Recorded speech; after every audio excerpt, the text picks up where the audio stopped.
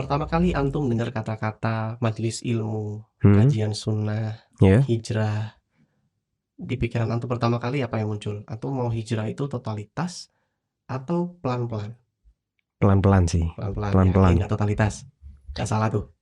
Gimana ya? Karena setiap orang butuh proses sih, Mas. Karena proses itu ya nggak semua orang bisa langsung 180 enggak. Bisa, 20 gitu sampai nantinya 180 jadi pelan-pelan sih kalau Ana sih. tapi hijrah itu butuh keyakinan, yang artinya Hmm, kita tuh harus ninggalin penuh gitu loh, dengan circle-circle kita yang lama. hmm, Sebagian orang mungkin berpendapat kayak gitu loh, dalam artian ya biar antum nggak nanggung-nanggung lah, biar nggak masih campur sama teman-teman yang lama, atau misal iya. katakanlah sibuk sama hal yang masih nggak bermanfaat.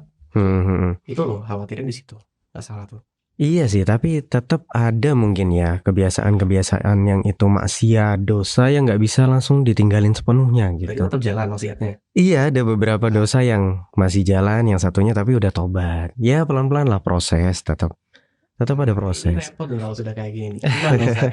Ini kok ada orang hijrah ini nyicil Ustaz? Masa kayak Iya, misal contohnya nih, dia bener ninggalin zina tapi hmm, ribanya tetap kencang Ustaz. Ya apa Ustaz? Ya, proses. Dilurusin nanti. Masya Allah, Alhamdulillah, wassalatu wassalamu ala rasulullah ma ba'd ya.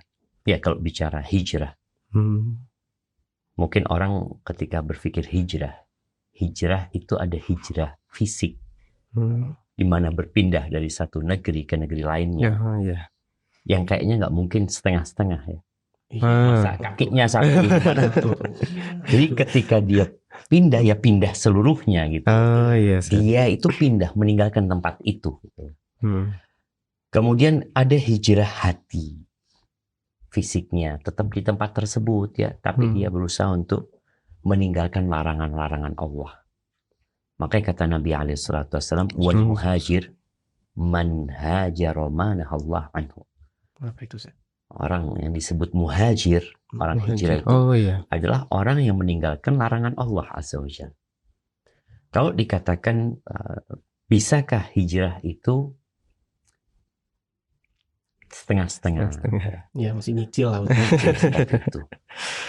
Jadi Ahlus Sunnah wal Jamaah itu berpendapat bahwasanya boleh orang itu bertobat dari sebagian dosa Hmm, dan tidak semua dosa yang dia lakukan. Umpamanya dia punya dosa 10, hmm, dia meninggalkan 1. Apakah tobatnya dia diterima untuk 1 dosa yang dia lakukan itu? Diterima. Oh. Tapi tetap dia berpotensi diazab karena dia punya 9 dosa yang dia harus tinggalkan. Kalau bicara seorang muslim yang hijrah, seharusnya dia meninggalkan semua dosa tersebut. Tapi kalau memang ada sesuatu yang belum bisa ditinggalkan, maka hendaklah dia niat untuk meninggalkan. Oh. Jadi prosesnya itu bukan dia tidak mau meninggalkan. Kan ada orang yang enggak lah, anak milih-milih, artinya dia itu yang ini aku terima, yang ini aku nggak terima. Nggak boleh, karena secara hukum agama kita harus masuk dalam Islam secara kafah gitu loh.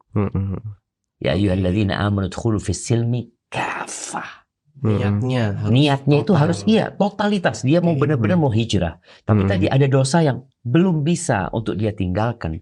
Tapi dalam hatinya dia ingin meninggalkan dosa itu. Bukan dia milih yang cocok sama dia. Umpamanya dia ngomong, ya aku tinggalkan zina. Kalau riba sih, enggak sih, kayaknya nggak apa-apa. Nah, itu yang berbahaya gitu. Tapi ketika dia ngomong, enggak, aku tahu ini dosa juga, ini dosa, dan aku bertekad untuk meninggalkan. Disinilah orang akan dikasih taufik sama Allah Azza wa Jalla. Karena dia punya niat yang benar. Tapi mungkin kondisinya belum memungkinkan. Iya. Boleh jadi orang ini kerja di tempat yang ribawi tadi itu. Yang ribawi atau tempat yang ada banyak kemaksiatan ya. Dia terikat dengan kontrak di sana. Yang nggak bisa, tahu-tahu dia hijrah keluar gitu loh. Seperti itu. Jadi intinya kita harus belajar tentang mana dosa dulu nih. Dosa itu kan bertingkat-tingkat juga. Ada dosa besar, ada dosa kecil. Sehingga kalau bicara dosa besar, ketika orang sudah tahu itu dosa besar, harapannya dia meninggalkan. Kan banyak orang itu nggak hijrah karena beranggapan nggak apa-apa. Iya. Nah, ini berarti kan memang Ini aliran apa ini? Itu haram. Dikit-dikit Akhirnya kan dia haram. jadi bingung gitu loh dengan seperti itu. Karena memang nggak belajar. Jadi intinya kalau bicara seharusnya kita bertobat total.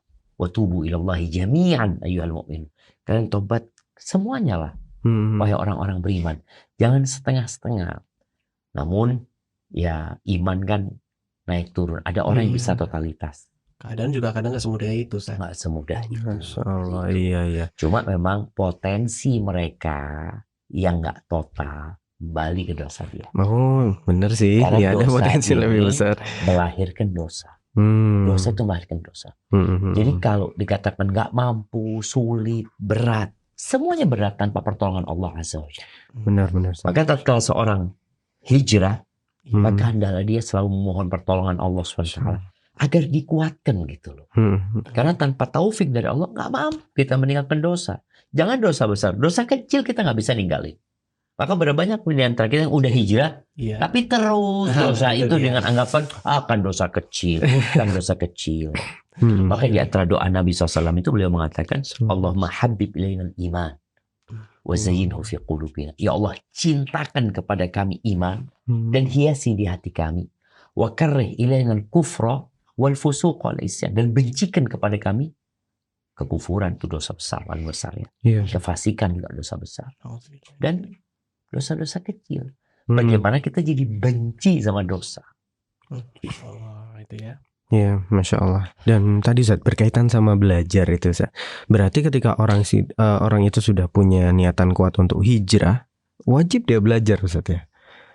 Iya, karena memang sejatinya mau hijrah nggak hijrah, talabul ilmi faridatun ala kulli muslim. Menuntut ilmu itu kewajiban setiap muslim gitu. Muslim ya. Jangan karena iya. anak alhamdulillah lingkungan anak baik, berarti nggak belajar gitu. Iya. Enggak, tetap.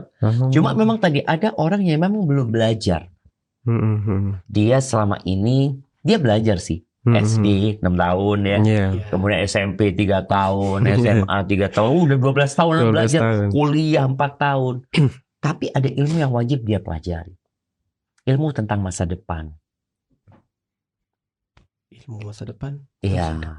Dunia ini kan nggak punya masa depan. Oh, anak kira buat bisnis di masa depan Wah, gitu Zat. Dunia ini apa masa depan dunia ini? Iya. Hantu mana? Semua mati. Presiden kita mati. Iya, Apa iya, nggak ada? Nggak ada masa depan dunia ini. Oh. Sedangkan banyak orang kuliah itu bukan untuk masa depan, untuk masa di dunia. Masa di dunia Zat. Dia belajar tadi yang bicarakan dia sekolah 6 tahun, Iya. 6 tahun, 4 tahun. Ya, bukan untuk masa depan dia. Maka dia harus belajar tentang akhirat. Tentang ilmu agama ini. Itu menjadi kewajiban setiap muslim. Sehingga dia tahu mana yang halal, mana yang haram. Karena anak itu sampai kuliah pun nggak diajarin di kuliah halal haram kan. Iya sih. Nggak belajar dia halal Iya, haram. jarang sih. Karena yang Buka Berapa SKS sebenarnya agama? agama cuma 45 menit apa sih sekali itu. Satu semester doang. Iya, Ya kan, abis itu udah nggak belajar lagi gitu. Hmm. Sedangkan dia perlu belajar tentang wudhu yang benar, sholat yang benar. Karena ada orang yang sholat, kata Nabi SAW, Innar rajula la yusalli sholata sittina sana. Ada orang sholat selama 60 tahun, satu pun sholatnya nggak ada yang diterima. Bayangin. Ini orang perlu hijrah juga, jangan karena Iya. wah alhamdulillah anak Sholat gitu. gitu. Tapi sholatmu udah benar belum gitu loh. Jadi bagaimana sholatnya jadi benar. Jadi kalau bicara nuntut ilmu agama, ya menjadi kewajiban. Dan hijrah itu ada berhentinya Ustaz ya berarti ya? Enggak ada, karena kalau bicara hijrah meninggalkan larangan Allah ya sampai Terus. mati. Jangan dikatakan antum hijrah mulai kapan? Alhamdulillah sudah 4 tahun yang lalu. Nah, Sekarang udah nggak hijrah. Dosanya balik dia kerjain gitu loh. Seharusnya dia benar-benar jadi muhajir gitu loh. Muhajir ilallah. Dia senantiasa kembali kepada Allah Azza wa Jalla. Maka perlu belajar. Dan kalau bicara belajar ini sebagai masukan teman-teman juga ya. Iya. Tiap pagi Nabi SAW itu berdoa. Allahumma inni as'aluka ilman nafi'. Tiap hari. Maka nggak ada hari tanpa belajar. Engkau kan minta ilmu. Iya. Terus gimana cara mendapatkan ilmu? Ya belajar. Apa dia diam-diam kemudian dapat ilham ya? Atau jadi pintar gitu kan? Kan enggak perlu belajar. Kau kok tiap hari minta, engkau perlu ada usaha. Tiap hari minta rezeki. Iya. Ya, Ustaz. Habis subuh tidur, main game. Langit itu tidak menurunkan hujan emas dan perak gitu loh. Iya. Jadi gitu, ilmu itu dengan dipelajari. Ustaz. Nah, tapi gini Ustaz, bener ya kita misal belajar ngaji umpamanya. Tapi kadang ada Ustaz, ini anak sedih nih, pribadi tuh kayak sedih tuh kadang lihat ada sebagian dari orang-orang yang sudah ngaji, Ustaz bilangnya udah ngaji, sudah belajar, tapi ilmu itu membuat dia jadi mungkin sombong istilahnya ya. Jadi kayak gini loh, keadaan itu ya. Contoh, ada nih orang yang baru datang misal akhwat umpamanya Ustaz. Baru hijrah nih. Nah, baru hijrah nih Ustaz, baru hijrah, baru mengenal Islam umpamanya. Dia masih belum menutup aurat secara sempurna. Oh iya Contoh, iya. datang ke masjid, majelis dan di sana tuh udah, dan kemudian pandangannya para akhwat-akhwat udah nggak enak Ustaz. Misal seperti itu. Antum pernah di majelisnya akhwat? Ya, enggak lah Ustaz. Enggak, ini nih kok dia tahu pandangannya akhwat gitu. Namanya gitu ya. Senyum-senyum aja dia. Ya umpamanya Ustaz. Dapat cerita. Ya ikhwan lah. Itu contohnya akhwat lah. Yang ikhwan. Karena kita nggak pernah di majelisnya akhwat kita.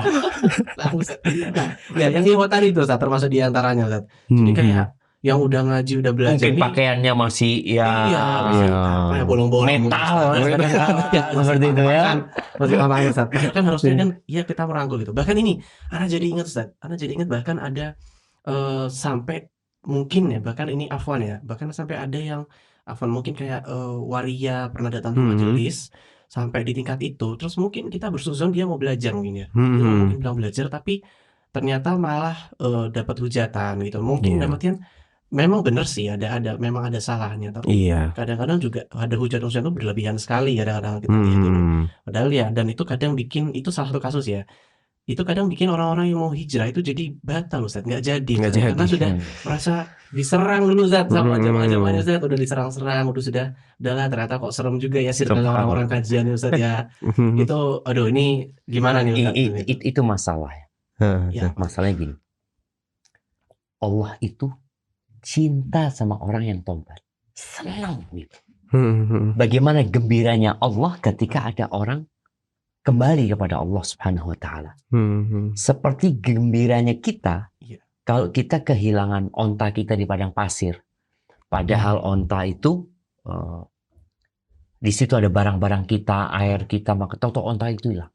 Ketika onta itu kembali, gimana gembiranya kita? Allah itu lallahu asyaddu farahan. Allah itu lebih gembira daripada gembiranya orang ini. Loh, kita ini sebagai hamba Allah hendaklah mencontoh Allah. Seharusnya kita gembira ketika ngelihat orang hijrah. Meskipun masih belum. Ya memang dia kan baru belajar, makanya dia datang ke majelis ilmu. Ini sebuah keutamaan ya. Memang tadi yang disebutkan ada orang yang mungkin teman-teman jadi kayak sombong, dongkak. Enggak juga sih, mungkin karena kurangnya ilmu ya. Karena ingat dengan seorang ustadz ya. Dia dulu cerita di majelis dia, mungkin tahun 90-an itu, waktu itu ada gerakan jilbab. Gerakan jilbab. Ya, artinya ada sampai ada buku revolusi jilbab ya. Bagaimana anak-anak SMA yang pakai jilbab dikeluarkan dari sekolahannya, dilarang pakai jilbab itu. Tahun 89 90. Jadi nggak boleh pakai jilbab. Masih asing mungkin ya. Masih asing pada waktu itu. Ini ustadz lagi kajian di masjid, ada satu perempuan. Antum melihat ya, banyak akhwat-akhwat itu, bicara akhwat ya. Akhwat-akhwat itu yang kerja di perusahaan, mungkin jaga toko, dia pakai baju mini. Ketika masuk waktu sholat dia bawa mukena, ya kan? Dia bawa mukena. Ini akhwat bukan? Akhwat. Bukan kalau nggak pakai jilbab cewek ini. Ini kan? Kalau pakai jilbab syar'i baru akhwat. Ini akhwat nih. Cewek pendek. Ukti. Ya, ini subhanallah, dia dengan pakaian mininya, dia ke masjid kan, lagi ada kajian. Dia tanya, Ustadz mau tanya Ustadz, dengan pakaian seperti itu, dia nggak pakai jilbab. Dia tanya, Ustadz apa hukumnya jilbab? Bayang. Terus jawabannya apa? Apa jawaban ustadznya? Kata ustadznya, ini pelajaran nomor 27. Nomor satunya apa dong? Jadi memang proses hijrah itu harus dimulai dengan tauhid, dengan keimanan. Ketika seorang itu imannya kuat, Kalau tadi antum sampaikan, ya sulit mau hijrah 100%. Iya, Memang benar. sulit ketika imannya lemah. Tapi ketika imannya kuat, itu Allah permisalkan kalimat thayyibah itu, la ilaha illallah seperti pohon, kasyajaratil thayyibah. Iya. Seperti pohon yang kuat. Ya. Asluha thabit wa far'uha fis sama. Akarnya itu menancap di bumi, kemudian cabang-cabangnya itu di atas tinggi di langit. Tu'ti ukulaha kullahin bi'idzni rabbih. Buahnya jangan ditanya gitu loh. Iya. Ini udah tekadnya dulu nancep. Tekadnya dulu nancep. Tadi dikuatkan keimanannya. Jadi ustadz ini, karena ada orang yang kalau dikasih tahu hukum, dia nggak terima. Mental hukum itu. Karena imannya belum kuat. Maka nih ustadz mulai itu kajian tentang tauhid, ya, tentang tafsir. Terus ketika imannya kuat, belum sampai pembahasan jilbab tuh perempuan udah pakai jilbab. Masya Allah. Jadi kita kadang-kadang enggak, kita hukumnya haram. Itu ini harus kayak gini. Kadang-kadang kita seperti itu. Padahal tadi bagaimana kita merakul teman-teman seperti itu. Jangan diusir atau kalau memang ada orang yang bermasalah, kita perlu melakukan klarifikasi. Karena memang ada juga yang ikhwan pakai cadar di majelisnya akhwat.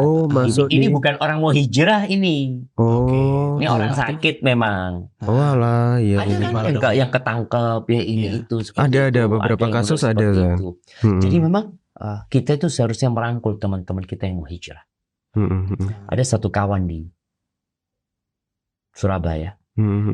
Awal dia hijrah, dia berangkat ke masjid. Kalau nggak salah masjid Mujahidin nama nggak salah. Si ikhwan di bagian ikhwan, si istrinya di bagian akhwat. Si ikhwan ini WA istri, engkau ada yang nyapa nggak? Kata istrinya nggak ada. Sama. Jadi dia di lautan umat Islam yang sedang kajian, dia seakan-akan sendirian. Ini loh maksudnya. Iya. Ini kadang-kadang. Iya, ini meresahkan. Makanya sering kali kajian kan sampaikan, tolong kenalan sama yang di kanan dan di kirinya. Karena kadang-kadang kita datang ke masjid sendiri, nggak ngurus sama orang gitu. Mereka saudara kita. Benar. Jadi ini ada orang yang mau hijrah, dia nggak tahu mulai dari mana. Ketika engkau menyapa dia, assalamualaikum, ahlan wa sahlan, dari mana? Seperti itu. Udah mulai kapan ikut kajian? Mungkin ya. Disinilah, orang baru. Ya Allah, sini.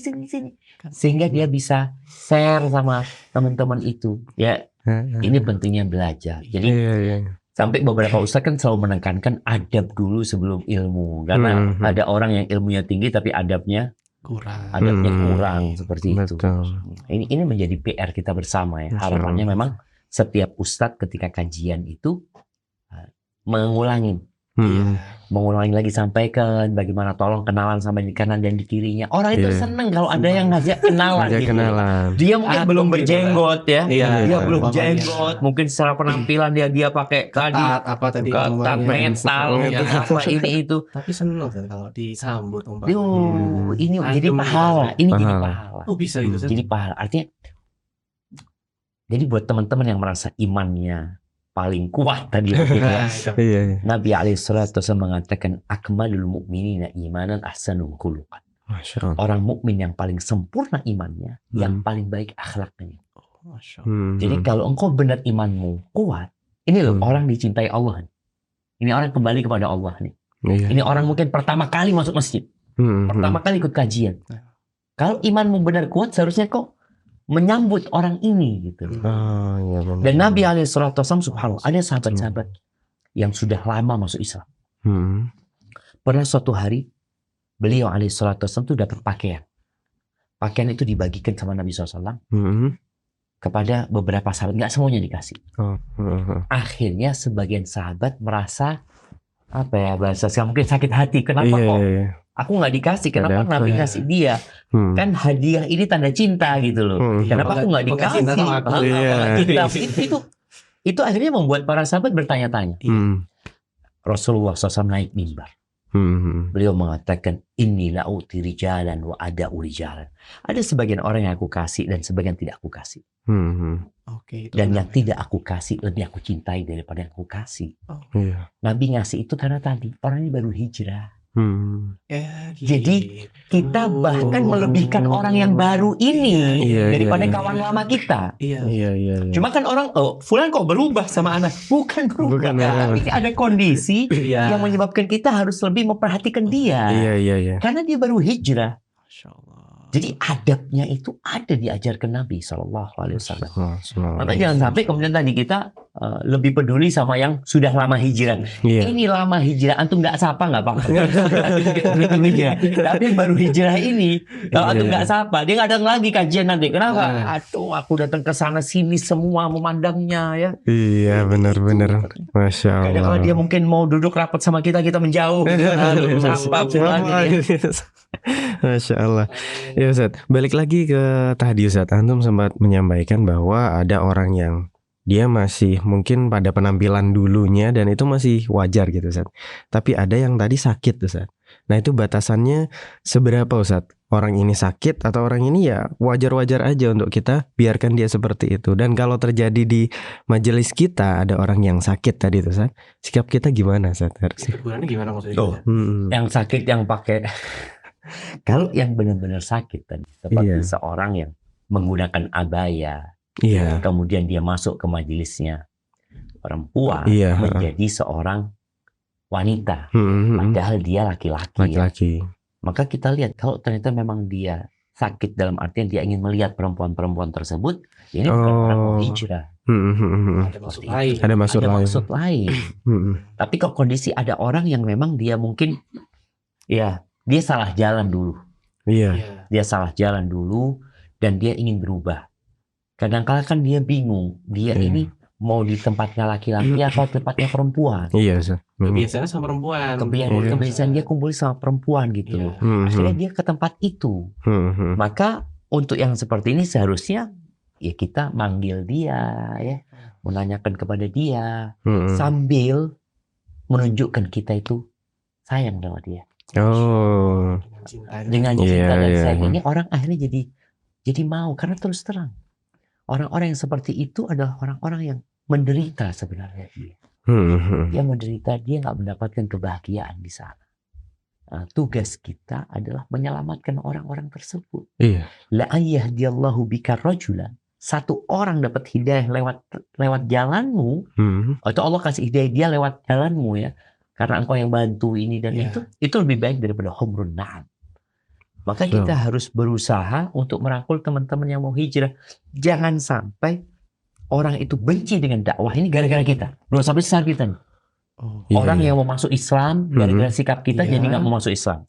Orang yang mau hijrah gara-gara sikap kita jadi mereka Nggak jadi hijrah. Kita penyebabnya dosa besar kita.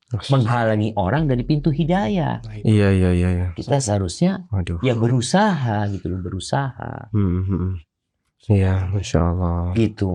Berarti nggak Ini benar. bukan hanya di dunia offline ya, di online pun seharusnya seperti itu. Oh iya. Demikian. Komentar-komentar. Komen-komen, Iya. komen-komen yang negatif terkadang. Kita kadang-kala bisa komen yang positif Iya. dengan harapan dia jadi simpati gitu loh. Kenapa kita harus kasih komen yang Negatif. pedes, Iya, yang pedes. Bawahnya gatel pengen nyerang mulu. Iya. seperti itu. Dan Ana udah mulai lihat nih ya, biasanya di komen-komen itu ada satu yang komennya pedes, Iya. tapi di bawahnya ada yang nimpal, udahlah doakan semoga dia dapat hidayah. Oh iya. Jadi udah mulai Ada. netizen ini sudah saling menasehati gitu. Masya Allah. Seperti itu. Karena Iya. tetap tujuan kita ini, kita nggak ingin orang lain masuk neraka. Benar. Kita kalau bisa bareng-bareng masuk surga. Yes. Cuma ya harus tahu hikmah, Cara yang terbaik ya. Masya Allah. Wafikum barakallah. Nah ini kemarin kami sempat membuka Q&A nih Zat, untuk netizen yang ingin curhat atau ingin share pengalaman perihal masa lalunya dan ketika hijrah itu mendapatkan dampak dia entah mungkin dikucilkan, dicemooh, Masya Allah. Nah ini ada dari salah satu saudara kita, ilmu sudah benar tapi maaf saya bertemu orang-orang yang sok sunnah kalau di kajian. Nah seperti itu Ustaz. Mungkin iya, mungkin yang dimaksud Ustaz tadi akhirnya membuat dia nggak enak gitu hatinya, kok orang-orang di kajian tuh sinis gitu Ustaz ya. Mungkin kasih semangat aja Ustaz. Iya, orang-orang yang Semangat seperti Ustaz. ini. Gimana yang sempat down nih Ustaz, barangkali Hmm. tengah perjalanan dicemooh tuh gimana? Biar Nah, jadi gitu. kalau yang bertanya ini Hmm. orang yang bermasalah, anak akan kasih nasihat. Tapi kan orang ini yang mendapatkan sikap yang nggak baik ya. Iya. Ya, teman-teman. Maka nasihat anak, kita tuh nggak akan pernah selamat dari omongan orang. Ya. Kita nggak bisa ngontrol sikap orang. Tapi kita ketika mendapati masalah seperti itu, kita harus kuatkan diri kita. Karena jangan sampai tadi ada sebagian orang yang gagal hijrah, mundur hijrah, gara-gara Itu tadi. model kayak gitu, orang-orang kayak gitu. Iya sih. Artinya memang orang itu akan dihisap sama Allah pada hari kiamat, tapi kau juga akan dihisap gara-gara nggak jadi hijrah gitu. Oh, sama-sama dihisap sih. Sama-sama gitu. Ini kan ujian, ya. Hmm. Ujian. Bahkan kalau engkau mungkin hanya seperti itu, ada orang yang hijrah disiksa sama orang tuanya. Allah. Bahkan sebagian sahabat dibunuh ketika mereka hijrah. Jadi bukan hanya sikap yang negatif dari sisi tidak memberi wajah, ya tidak menghargai. Ini sampai disakitin gitu. Tapi itu tidak membuat mereka akhirnya mundur. Kembali ke jalan lama dia. Ya udah, ketika kau mendapati sikap yang buruk seperti itu adalah oknum. Iya. Sebenarnya sunnah nggak seperti itu. itu. Sunnah nggak kayak gitu. Karena sunnah Nabi SAW itu mengajarkan kita untuk cinta kepada saudara kita sebagaimana cinta kepada diri kita sendiri. Jadi tadi yang diutamakan. Iya, seperti itu. Jadi jangan sampai oknum-oknum itu membuat kita gagal hijrah.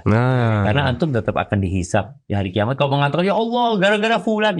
Nggak ada gara-gara fulan gitu.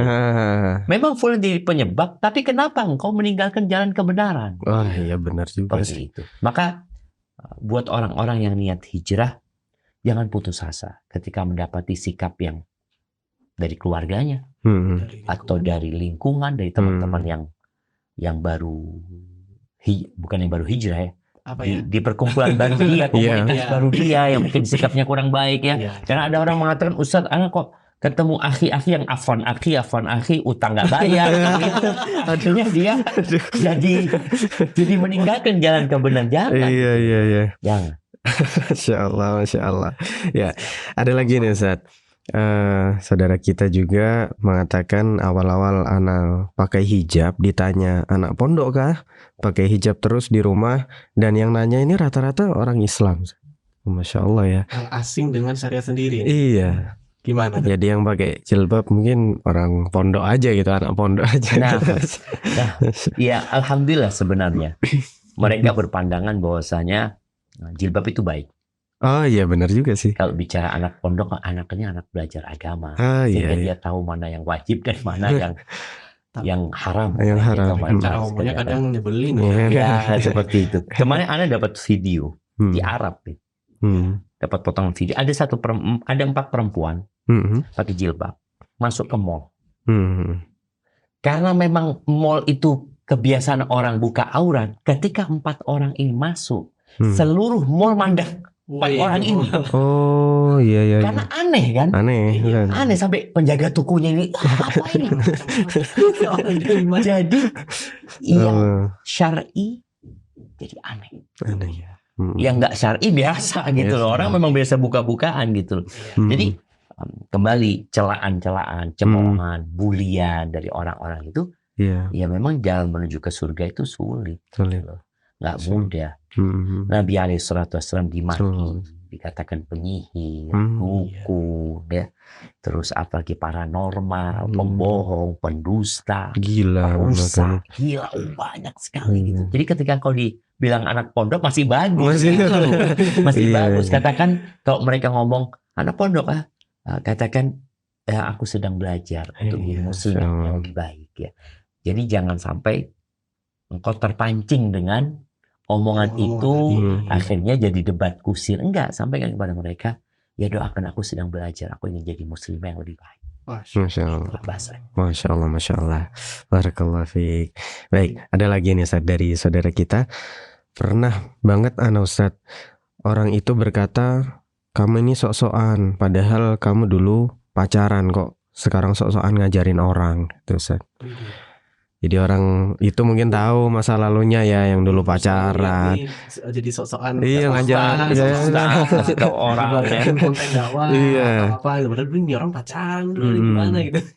Ya, kalau kita melihat para sahabat Nabi, Iya. semuanya dulu masa lalunya buruk kan. Iya. Bahkan Umar bin Khattab itu mau membunuh Nabi alaihi salatu wassalam. Hanya saja ketika seorang masuk Islam, dia jadi nol.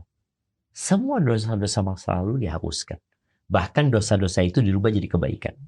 Dan ketika seorang bertobat, at-taubatu tajubbu ma qabla. Tobat itu menghapuskan yang masa lalu gitu. Oh, Masya Allah. Jadi omongan orang itu, ya ketika engkau ditegur seperti, katakan jazakallah khair, makasih banyak. Iya, aku bukan orang baik-baik. Engkau tahu dosa-dosaku yang lalu. Tapi aku ingin lebih baik dan aku ingin mengajakmu untuk baik juga. Jadi ya bahasanya kita sedang berusaha, kita sedang belajar. Jangan menafikan masa lalunya kalau orang itu tahu kita gitu loh. Boleh katakan iya betul. Aku dulu perampok, aku dulu narkoba. Katakan semua iya. Kau tahu aku. Dan alhamdulillah Allah kasih hidayah sama aku. Aku sekarang tahu kebenaran dan aku merasakan nikmat ternyata jalan hidayah itu. Aku ingin berbagi sama engkau. Masya Allah, Masya Allah. Itu. Masya Allah. Iya. Kalau boleh satu nasihat Ustaz sebagai penutup Ustaz, artinya apa nih yang bisa antum nasihatkan kepada teman-teman yang katakanlah sudah mengenal tadi majelis, kajian, hijrah, sunnah gitu ya. Nasihat untuk teman-teman ini apa nih Ustaz? Dan juga sebaliknya untuk teman-teman yang mungkin di luar sana yang mau hijrah, ada rencana mau hijrah atau baru saja hijrah, yang bisa jadi dia akan menghadapi banyak tantangan juga ke depan Ustaz. Mungkin statement sebagai penutup nih Ustaz. Iya, buat keduanya nasihat aneh sih, jangan berhenti berdoa memohon kepada Allah Azza wa Jalla, memohon hidayah. Karena ada orang yang sudah hijrah, tapi ketika mati dia kembali ke dosa-dosa masa lalu dia. Mati su'ul khatimah.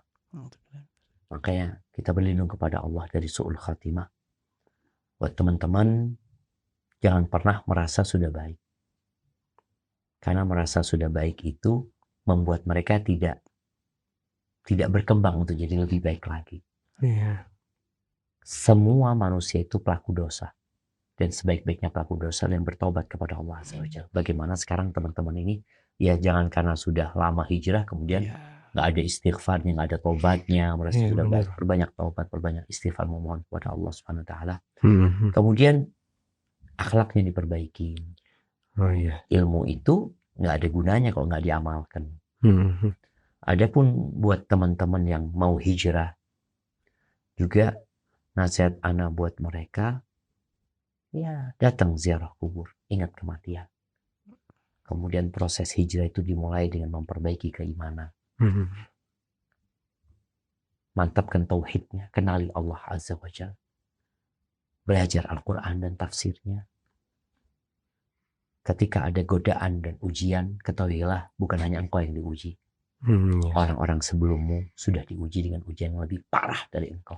Kisah Ashabul Ukhdud, 20.000 yang dilemparkan ke parit yang penuh dengan api. Kisah Masyid binti Fir'aun yang anak-anaknya harus dimasak. Ya. Kisah Bilal bin Rabah. Maka ketika engkau mendapati kesulitan dalam hijrahmu, ingat dengan mereka, engkau akan tahu ternyata ujianmu nggak seberat ujian mereka. Iya benar.